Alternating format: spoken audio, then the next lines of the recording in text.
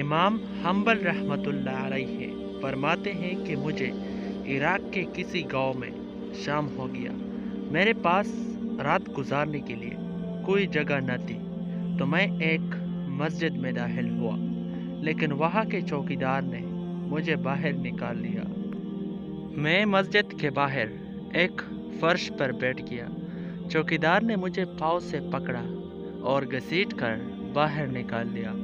پھر ایک خدا ترس آدمی آیا اور مجھے اپنے ساتھ گھر لے گیا۔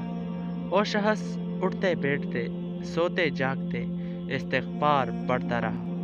جب صبح ہو گئی تو میں نے ان سے پوچھا کہ تم ہر وقت استغفار پڑھتے ہو، تجھے ابھی تک اسی کا کوئی فائدہ ہوا ہے؟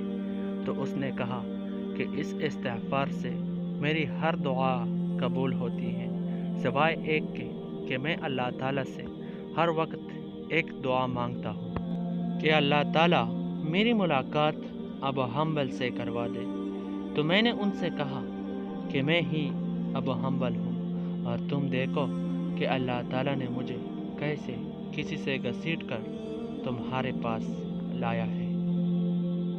تمام دوستوں سے گزارش ہے کہ ہمارے چینل کو سبسکرائب کریں اور بیل کے اوپر آئیکن کو دبائیں۔ اللہ حافظ۔